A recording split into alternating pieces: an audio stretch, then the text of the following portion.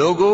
اگر تم کو مرنے کے بعد جی اٹھنے میں کچھ شک ہو تو ہم نے تم کو پہلی بار بھی تو پیدا کیا تھا، یعنی ابتدا میں مٹی سے، پھر اس سے نطفہ بنا کر، پھر اس سے خون کا لوتھڑا بنا کر، پھر اس سے بوٹی بنا کر جس کی بناوٹ کامل بھی ہوتی ہے اور ناقص بھی، تاکہ تم پر اپنی خالقیت ظاہر کر دیں۔ اور ہم جس کو چاہتے ہیں ایک میعاد مقرر تک پیٹ میں ٹھہرائے رکھتے ہیں، پھر تم کو بچہ بنا کر نکالتے ہیں، پھر تم جوانی کو پہنچتے ہو، اور بعض قبل از پیری مر جاتے ہیں،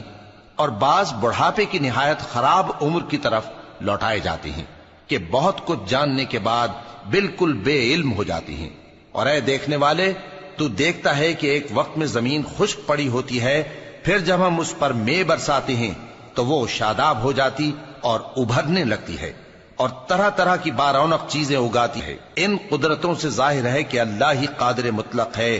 جو برحق ہے، اور یہ کہ وہ مردوں کو زندہ کر دیتا ہے، اور یہ کہ وہ ہر چیز پر قدرت رکھتا ہے، اور یہ کہ قیامت آنے والی ہے اس میں کچھ شک نہیں، اور یہ کہ اللہ سب لوگوں کو جو قبروں میں ہیں جلا اٹھائے گا، اور لوگوں میں کوئی ایسا بھی ہے جو اللہ کی شان میں بغیر علم کے اور بغیر ہدایت کے اور بغیر کتاب روشن کے جھگڑتا ہے اور تکبر سے گردن موڑ لیتا ہے تاکہ لوگوں کو اللہ کے رستے سے گمراہ کر دے۔ اے سرکش،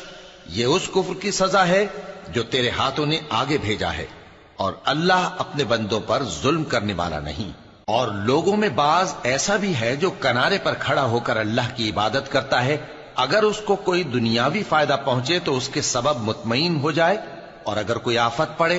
تو منہ کے بل لوٹ جائے، یعنی پھر کافر ہو جائے۔ اس نے دنیا میں بھی نقصان اٹھایا اور آخرت میں بھی، یہی تو صاف نقصان ہے۔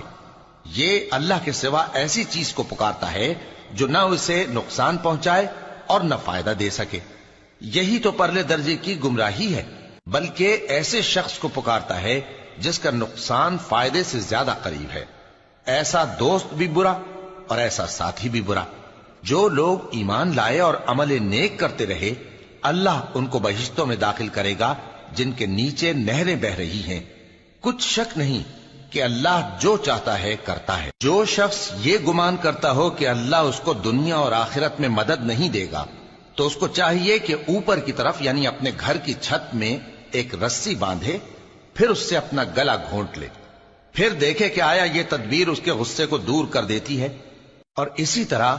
ہم نے اس قرآن کو اتارا جس کی تمام باتیں کھلی ہوئی ہیں، اور یہ یاد رکھو کہ اللہ جس کو چاہتا ہے ہدایت دیتا ہے۔ جو لوگ مومن یعنی مسلمان ہیں اور جو یہودی ہیں اور ستارہ پرست اور عیسائی اور مجوسی اور مشرک، اللہ ان سب میں قیامت کے دن فیصلہ کر دے گا۔